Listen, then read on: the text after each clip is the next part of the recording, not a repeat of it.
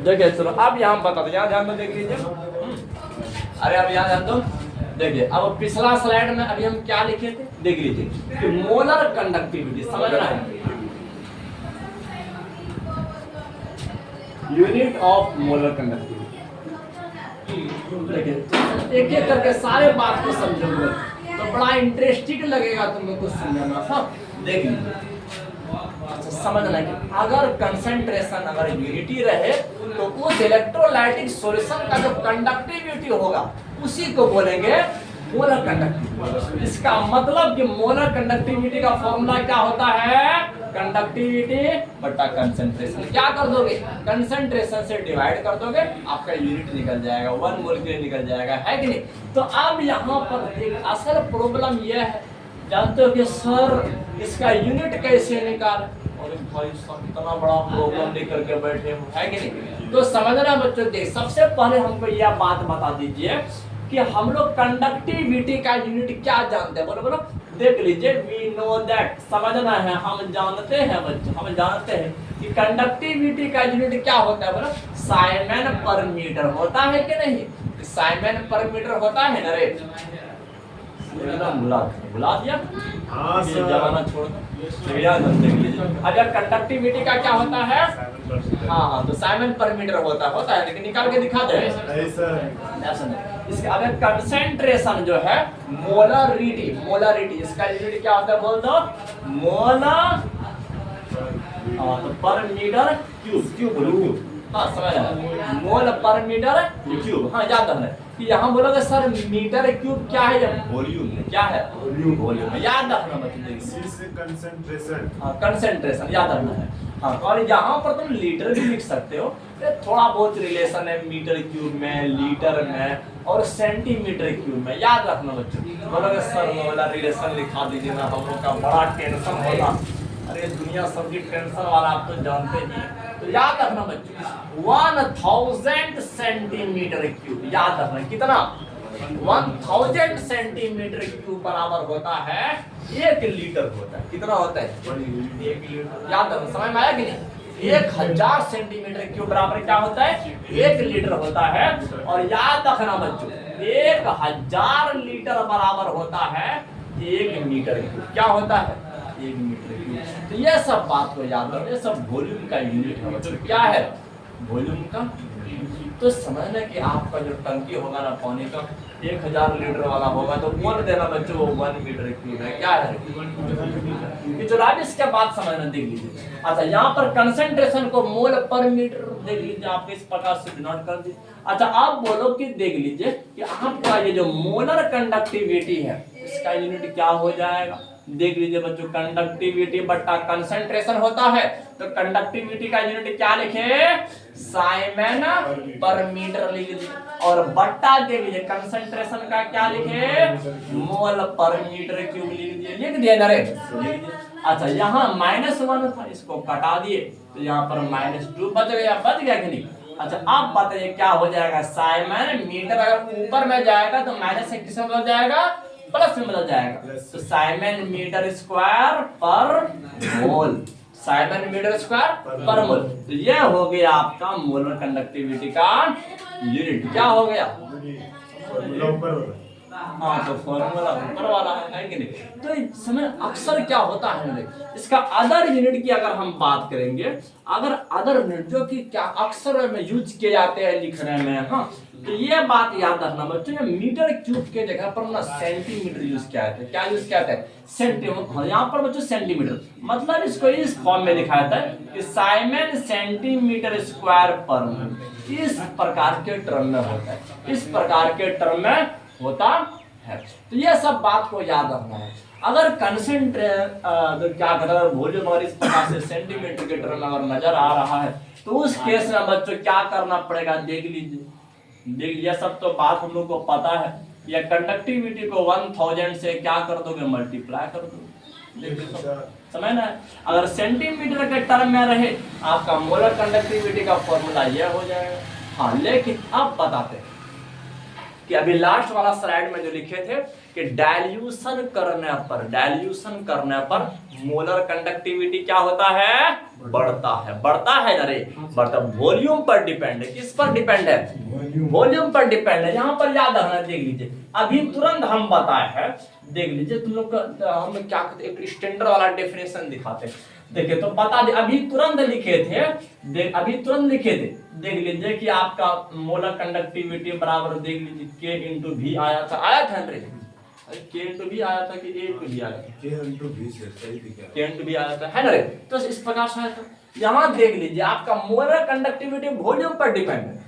हाँ, लेकिन ये जो के जो है जिसको कंडक्टिविटी कहते हैं, हाँ, तो यहाँ ध्यान दो, अगर तुम कंडक्टिविटी बराबर अगर पूछेंगे, वॉल्यूम इधर जाएगा बट्टा के नीचे आएगा कि नहीं, मतलब वॉल्यूम बढ़ाने पर कंडक्टिविटी घटता है लेकिन मोलर कंडक्टिविटी बढ़ता है नहीं, ये वॉल्यूम पर डिपेंड है। बोलोगे सर वॉल्यूम बढ़ाते जाओगे तो कंडक्टिविटी घटता जाएगा, क्या होता जाएगा, घटता जाएगा। और वॉल्यूम बढ़ाते हो, बाल्टी का बाल्टी पानी डालते जाओ, है ना रे, तो मेरा कंसंट्रेशन घटता जाएगा, उसका कंडक्टिविटी घटता जाएगा, घटेगा कि नहीं। अगर घटते एक जमाना आएगा, समय ना है कि जब क्या कहते हैं वॉल्यूम इतना ज्यादा हो जाए उसका कंसंट्रेशन अप्रॉक्स 0 हो जाए, क्या हो जाए, 0, कंसंट्रेशन क्या हो जाए, अप्रॉक्स 0, एकदम गायब हो जाए, गायब, है ना रे, ऐसा लगे कि यहाँ पर है ही नहीं। उसमें ना है तो उस एक मोल जो हम वो क्या कहते हैं उस मतलब ड्रम में जो लिए थे, उस कंडक्टिविटी वाला सेल में लिए थे, इतना ज्यादा वाटर को डाल देना है कि ताकि इलेक्ट्रोलाइट इतना दूर फैल जाए कि किसी का कोई ट्रेस ही नहीं रहे। अगर कोई इंसान उसके अंदर से 1 लीटर पानी को निकाल ले, मुश्किल से 5-6 इलेक्ट्रोलाइट उसमें जाए, इतना वॉल्यूम बढ़ा देना। बात को समझ, अगर समुद्र में अगर मछली इतना ज्यादा आ जाए कि अगर प्रत्येक 1 लीटर पानी लेना पर आधा लीटर मछली आ जाए तो क्या खुशखबरी हो रहा है कि नहीं। लेकिन इतना ज्यादा कंसंट्रेशन है नहीं, आपका प्रत्येक लीटर पे आधा लीटर आ जाएगा, है ना रे, ऐसा नहीं हो सकता। तो वहां पर देख लीजिए, आप बताइए ज्यादा मतलब क्या अमाउंट आप अगर पानी डाल रहे हो तो उस इलेक्ट्रोलाइट का जो कंसंट्रेशन जो होगा 1 लीटर वॉल्यूम में वो क्या होता जाएगा, घटता जाएगा, क्या होता जाएगा रे, घटता जाएगा। लेकिन याद रखना, अगर तुम और पॉइंट आते जा रहे हो, घटते अगर कंसंट्रेशन अप्रॉक्स 0 हो जाए, क्या हो जाए, 0 हो जाए, याद रखना कि इतना ज्यादा डाइल्यूशन करना है तो कि कंसंट्रेशन क्या हो जाए, अप्रॉक्स 0 हो जाए, तो उस केस में जो मोलर कंडक्टिविटी होगा ना उसे लिमिटिंग मोलर कंडक्टिविटी कहा जाता है। क्या कहा जाता है, लिमिटिंग मोलर कंडक्टिविटी। ये आप सब बात को याद रखना। देखिए कि अगर डाइल्यूशन करने पर अगर कंसंट्रेशन अप्रॉक्स कितना हो जाए, 0 हो जाए, तो उस सॉल्यूशन का, उस इलेक्ट्रोलाइटिक सॉल्यूशन का जो मोलर कंडक्टिविटी होगा उसी को क्या बोलेंगे, हाँ बोलो, लिमिटिंग मोलर कंडक्टिविटी, उसे क्या बोलेंगे, लिमिटिंग मोलर कंडक्टिविटी। बिल्कुल आज ये डेफिनेशन को बच्चों पक्का करके जाइए। देख लीजिए कि क्योंकि हम लोग जान रहे बच्चों वॉल्यूम बढ़ाने पर क्या हो रहा है कि कंडक्टिविटी घट रहा है, कंडक्टिविटी घट रहा है, और प्रत्येक यूनिट वॉल्यूम में कंसंट्रेशन की मात्रा क्या हो रहा है, घटते जा रहा है, आयन की मात्रा घट रहा है ना रे। और घटते जब उस यूनिट वॉल्यूम में कंसंट्रेशन 0 हो जाए, उस यूनिट वॉल्यूम का जो कंडक्टिविटी होता है, उसका जो मोलर कंडक्टिविटी होगा उसी को हम लोग क्या बोल देंगे, हाँ उसी को बोल देंगे लिमिटिंग मोलर कंडक्टिविटी। याद रख रहे हैं, देखिए एकदम एक न्यू वाला डेफिनेशन बच्चों, लिमिटिंग मोलर कंडक्टिविटी, ये सब बात को याद रखना है। Limiting molar conductivity, limiting molar conductivity. देखिए अब इसको बोलोगे सर आप किस लेटर से लिखने वाले हैं, अरे कोई लेटर हम नहीं लिखने वाले हैं, ठीक है, मतलब इसके ऊपर पे तुम नॉट लगा दोगे, है ना रे। मोलर कंडक्टिविटी के ऊपर पे सिर्फ क्या कर देना है, नॉट लगा देना है, क्या लगा देना है, नॉट।